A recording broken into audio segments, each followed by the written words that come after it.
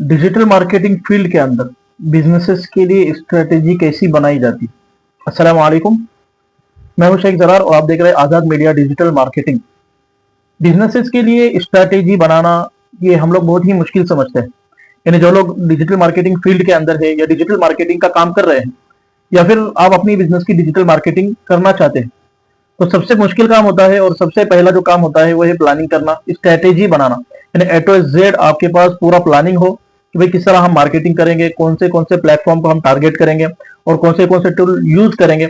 तो इस बात को और इस टॉपिक को लेकर इब्तिदा के अंदर यानी शुरुआत के अंदर जो डिजिटल मार्केटिंग कर रहा है यानी जो स्टार्टिंग कर रहा है या बिगिनर्स है, तो वो जो है बहुत मुश्किल काम ये समझते हैं।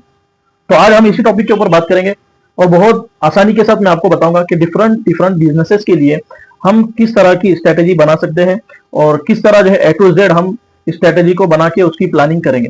इसलिए कि देखिए, जब आप डिजिटल मार्केटिंग कर रहे हैं यानी आप डिजिटल मार्केटर हैं और या फ्रीलांस है, फ्रीलांस काम कर रहे हैं, अभी आप बिगिनर्स है या फिर आप अपने बिजनेस की खुद डिजिटल मार्केटिंग स्टार्ट करने वाले हैं, तो सबसे पहले काम होता है कि भाई आप अपनी प्लानिंग बना लें। इसलिए कि जब तक प्लानिंग नहीं बनाएंगे तो आप कर नहीं सकते। डिजिटल मार्केटिंग फील्ड के अंदर आपको डिफरेंट डिफरेंट टूल यूज करना होते हैं, डिफरेंट डिफरेंट आपको प्लेटफॉर्म यूज करना होते हैं और फिर उसके ऊपर मार्केटिंग करना होती है। Social media marketing, email marketing, WhatsApp marketing, YouTube marketing, Facebook ads, Google ads और डिजाइनिंग, ग्राफिक्स बनाना और वीडियो एडिटिंग करना। तो ये सारी चीजें डिजिटल मार्केटिंग के अकॉर्डिंग होती है। तो उसके लिए आपके पास प्लान होना जरूरी है। आप एक काम करेंगे दूसरा छूट जाएगा, दूसरा करेंगे तीसरा छूट जाएगा। तो इस तरह जो है आप मार्केटिंग नहीं कर सकते। थोड़े दिन के आप सोचेंगे कि भाई मैं बंद कर दूं। तो इसलिए जो है आज हम बात करेंगे कि स्ट्रैटेजी हम कैसे बनाएंगे स्टार्ट टू एंड। तो इस वीडियो के साथ बने रहे। अब हम जो है अपने लैपटॉप के ऊपर और पीसी के ऊपर मैं आपको ए टू जेड पूरा एक्सप्लेन करके बताऊंगा और पूरा जो है बहुत आसान तरीके से बताऊंगा कि हम डिफरेंट बिजनेसेस के लिए स्ट्रैटेजी कैसे बना सकते हैं। तो आइए हम जो अपने पीसी के ऊपर चलते हैं। हम आ गए अपने कंप्यूटर की स्क्रीन पर, लैपटॉप की स्क्रीन पर। मैं आपके सामने एक पीपीटी ओपन कर रहा हूँ।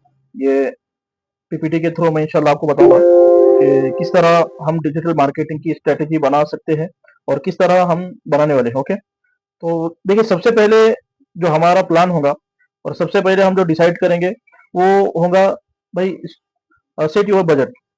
हम जिसकी मार्केटिंग कर रहे हैं या फिर हम अपने खुद के बिजनेस की मार्केटिंग कर रहे हैं या फ्रीलांस आप काम कर रहे हैं, तो सबसे पहले आपके पास बजट होना जरूरी है। इसलिए कि जब तक आपका बजट आपको मालूम नहीं होगा तब तक आप जो है आपका स्ट्रेटेजी बनाकर कोई मतलब नहीं। इसलिए कि आपने स्ट्रेटेजी एग्जांपल आपने स्ट्रेटेजी बनाना शुरू की, आपने फेसबुक ऐड के ऊपर कितना स्पेंड करना है ये भी सेट कर लिया, गूगल एड्स के ऊपर कितना स्पेंड करना है वो भी सेट कर लिया, सोशल मीडिया के ऊपर कितना लगाएंगे, ईमेल मार्केटिंग के ऊपर कितना लगाएंगे, एसीओ के ऊपर कितना खर्च करेंगे, व्हाट्सएप मार्केटिंग के लिए आप जो प्लानिंग करेंगे वो भी आपने सेट किया। सब कुछ आपने ए टू जेड पूरा सेट कर लिया। लेकिन बाद में आपको पता चला और आपका क्लाइंट ये कह रहा है कि भाई मेरा बजट तो ये है। यानी आपने प्लानिंग की 30,000 के बजट से और क्लाइंट कर रहा है कि मेरा मेरा बजट तो 10,000 रुपए। तो फिर आपका आपने जो स्ट्रेटेजी बनाई है वो किसी भी काम की नहीं है। आपको फिर से स्ट्रेटेजी बनाना होगी, फिर से जो प्लानिंग आपको करना होगी। तो सबसे पहले इसलिए इंपॉर्टेंट ये है कि भाई आप सबसे पहले बजट को मालूम कर ले या फिर आप खुद अपनी मार्केटिंग कर रहे हैं तो आप अपना जो है बजट सेट कर लें कि मेरा बजट 10,000 है, 15,000 है, 20,000 है। अब इस बजट के अंदर आप सोशल मीडिया पर कितना स्पेंड करेंगे, यानी सोशल मीडिया मैनेजमेंट के लिए कितना देंगे और फेसबुक एड्स पर कितना लगाएंगे, गूगल एड्स पर कितना लगाएंगे और अदर चीजों के ऊपर आप कितना लगाएंगे। तो सबसे पहले आपके पास बजट होना जरूरी है। इसलिए बजट जब तक आपके पास नहीं है तब तक आप जो है सही से स्ट्रेटेजी बना नहीं सकते। और तमाम सारी चीजें बजट से जुड़ी हैं कि बजट जो होगा आपका, तो आपको जो है आपके बजट के हिसाब से काम करना होगा। वरना क्लाइंट कहेगा कि भाई मेरा बजट ये है, आपने इतने की स्ट्रेटेजी बनाई, आपने मुझे पूछा भी नहीं, आपने मुझे बताया भी नहीं और कोई डिस्कस नहीं हुआ। तो भाई सबसे पहले आपको आपका काम ये होगा कि आपने क्लाइंट के साथ बैठना है, उसके साथ डिस्कस करना है, उसको टाइम आपको देना पड़ेगा, उसको उसकी जो नीड मालूम आपको करना पड़ेगी और ये मालूम करना पड़ेगा कि भाई मैं आपकी मार्केटिंग किस तरह करूं और क्या आपका बजट होगा और क्या आप खर्च करेंगे, क्या आप स्पेंड करेंगे। तो ये सारी चीजें पहले आपको उसको बताना पड़ेगी और सबसे पहले आपको उसको एजुकेट करना पड़ेगा कि भाई हम किस तरह काम करने वाले हैं। यानी सोशल मीडिया का काम कैसे करेंगे, एसईओ का काम कैसे करेंगे, यूट्यूब का काम कैसे करेंगे, ईमेल मार्केटिंग का काम कैसे करेंगे, फेसबुक ऐड कैसे चलाएंगे और उसका क्या रिजल्ट आएगा। तो ये ओवरऑल सारी चीजें आपको पहले क्लाइंट को एजुकेट करना पड़ेगी। वरना बाद लोग ऐसे होते हैं कि डिजिटल मार्केटिंग कराना है, डिजिटल मार्केटिंग को ये समझते हैं कि भाई आज डिजिटल मार्केटिंग शुरू की और कल से जो है उनके पास कस्टमर आना शुरू होगा, कल से उनका बिजनेस ग्रो होना शुरू होगा। तो बहुत सारे कस्टमर जो है उनका उनका माइंडसेट ये होता है। तो भाई सबसे पहले आपको कस्टमर को एजुकेट करना होगा कि डिजिटल मार्केटिंग होती कैसी है, कैसे काम होता है और उसका कैसे रिजल्ट आता है, और उनको सारी चीजें ओवरऑल सारी ए टू जेड सारी चीजें बताना होगी कि भाई इस तरह हम काम करेंगे और ये होगा। और बहुत सारे केसेस में ये होता है कि आपने जो बजट की बात नहीं की और आपने जो उनसे पैसों की बात नहीं की और कितना फेसबुक ऐड पर, गूगल ऐड पर स्पेंड करेंगे, सोशल मीडिया का काम कैसे करेंगे, इसका जो है आपने उनके साथ डिस्कस नहीं किया, आपने काम शुरू किया। उसने जो है अपनी आईडी दे दी, उसने जो पासवर्ड आईडी दे दी आपको, सारे अकाउंट जो आपके हाथ में थमा दिया, आपने काम करना स्टार्ट किया, ग्राफिक बना रहे हैं, उनकी जो रील बना रहे हैं, वीडियो बना रहे हैं और सारी चीजें आपने काम स्टार्ट किया। और फिर बाद में वो ये कहता है आपसे कि भाई कस्टमर ही नहीं आ रहे, मेरे पास जो है मेरा बिजनेस ही ग्रो नहीं हो रहा, मुझे कॉल ही नहीं आ रही, मेरा कम्युनिकेशन ही नहीं हो रहा, मेरे साथ जो है लोग जो है कनेक्ट ही नहीं हो रहे। तो इस तरह के केसेस जो है आपके सामने भाई आ सकते हैं। अगर आप बिगिनर्स है तो आपको इन सारी चीजों का तजुर्बा अभी नहीं है, लेकिन जो है अगर आप काम स्टार्ट करना शुरू करेंगे और आप ये शुरू में गलतियां करते हैं तो आपको जो है ये सारी चीजें फेस करना पड़ेंगी। इसलिए मैं मेरे तजुर्बे की बुनियाद पर जो आपको बता रहा हूँ कि भाई आप सारी सबसे पहले जिस भी क्लाइंट के पास जाएंगे सबसे पहले पैसे की खुली खुली बात कर लें कि भाई मैं इतना चार्ज करूंगा, मेरा ये बजट है और मेरा ये चार्ज है, और आप जो है आपको ऐड के ऊपर इतना जो है स्पेंड करना होगा, Facebook ad, Google add, SEO पर जो है आपको इतना लगाना होगा। ये पूरे चार्ट आपने जो है बना लिया है, आपने जो है अपना पूरा चार्ट बनाकर उसको बताना है। तो इसलिए सबसे पहले जो आपने क्या करना है, बजट को सेट करना है। ओके, सेकंड जो हमारा टॉपिक होगा या फिर जो है सेकंड हमारा सेकंड जो हमारी चीज होगी वो है कि व्हाट इज योर इंटेंशन, यानी जिसकी मार्केटिंग आप कर रहे हैं या फिर अपनी खुद की मार्केटिंग आप कर रहे हैं, तो सबसे पहले आपको इंटेंट मालूम होना चाहिए कि भाई जिसकी आप मार्केटिंग करें उसका इंटेंट क्या है और जो है मार्केटिंग से जो है उसकी बुनियादी चीज क्या है। बार दफा ये होता है कि देखिए सामने वाला जो क्लाइंट है जिसकी हम मार्केटिंग कर रहे हैं वो ये चाहता है कि मेरी जो है ना ब्रांडिंग हो, इन लोग जो है मेरे प्रोडक्ट को पहचाने, मेरी कंपनी को पहचाने और मेरी ब्रांडिंग हो लोगों के अंदर और मेरा जो ब्रांड बन जाए। और आप काम कर रहे होते हैं, आप जो लोगों के जो कनेक्शन उनसे जुड़ रहे होते हैं, यानी आप जो फेसबुक ऐड चला रहे हैं और गूगल ऐड चला रहे हैं और लीड लाने की उनको कोशिश कर रहे हैं। भाई उसको लीड नहीं चाहिए, उसका इंटेंट है, उसका इंटेंशन है भाई मेरी ब्रांडिंग बने। तो इस तरह इसलिए जो सबसे पहले आपको इंटेंशन उसको मालूम करना होगा।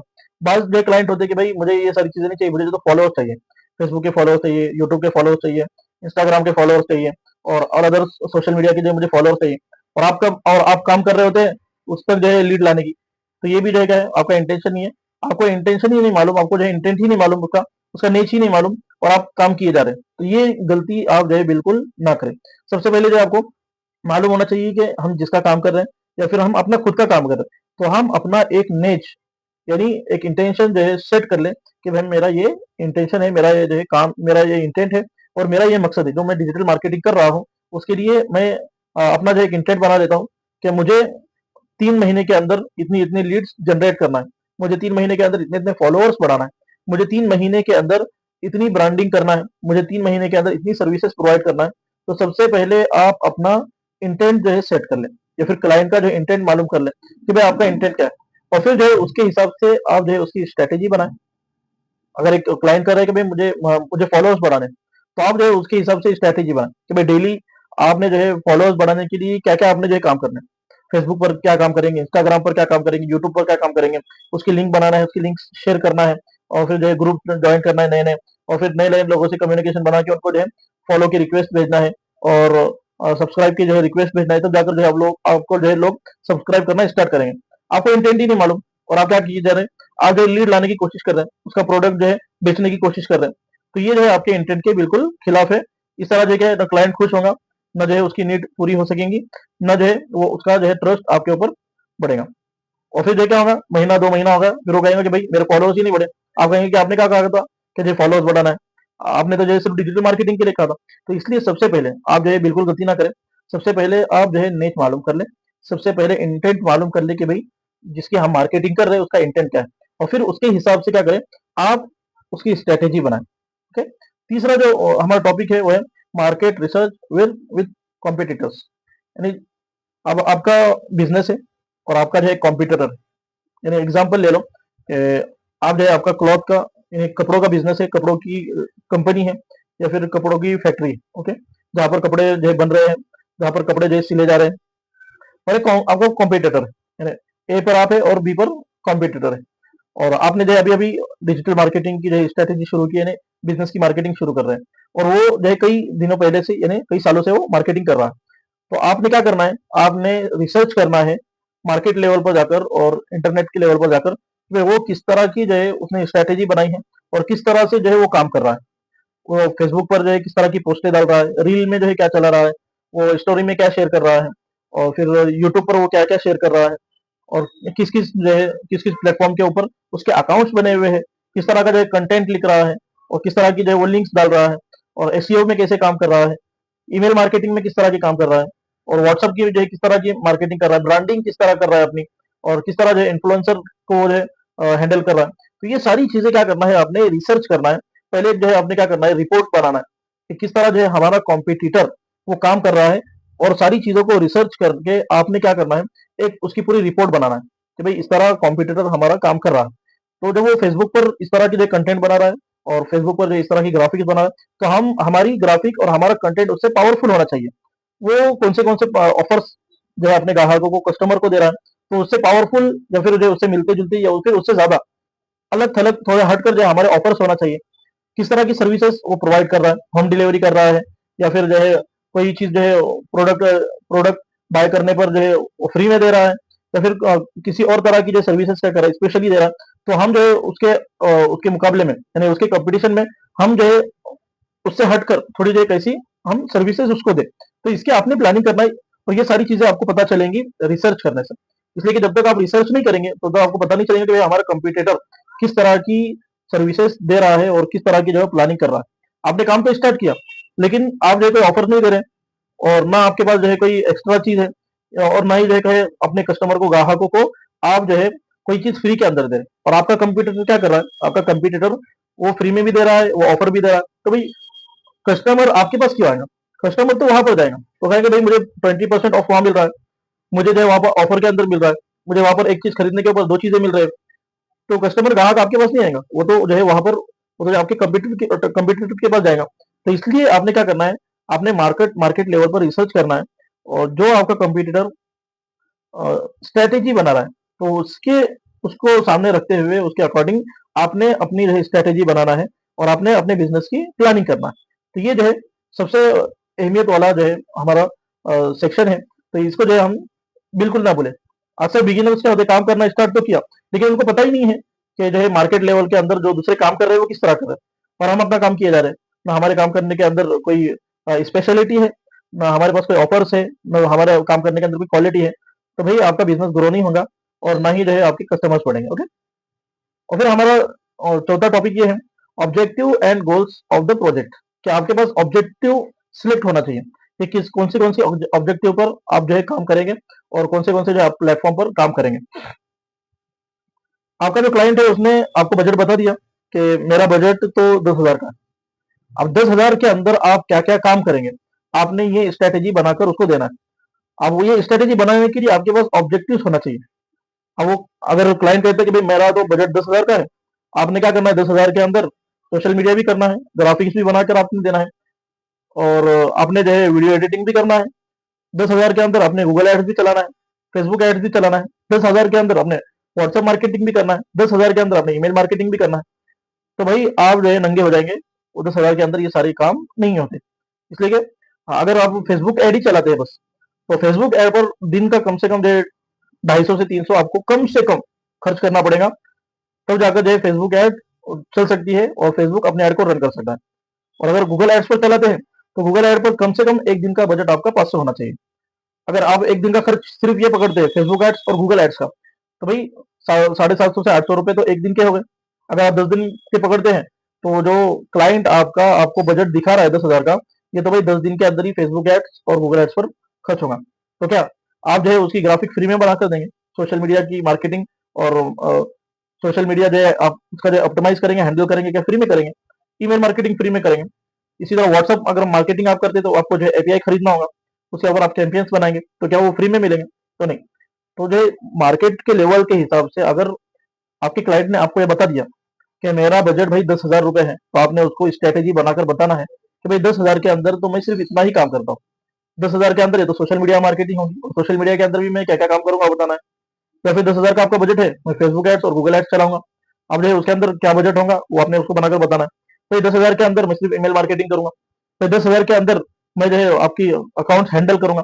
तो जो हमारे क्लाइंट्स का बजट है, हमने क्या करना है, उस हिसाब से ऑब्जेक्टिव सेट करना है, चूज़ करना है और उसके ऊपर जो है उसको पूरा प्लान बताकर स्ट्रैटेजी बनाकर बताना है कि भाई 10,000 आपका बजट है, 10,000 के अंदर इतना-इतना काम हो सकता है और मैं ये काम करूँगा। हाँ, अगर आपको जो है पूरा ए टू ज़ेड काम सारे प्लेटफ़ॉर्म्स पर कराना है, तो आपको जो है बजट बढ़ाना होगा या फिर जो है आपको आपका बजट एक्सपेंड करना होगा।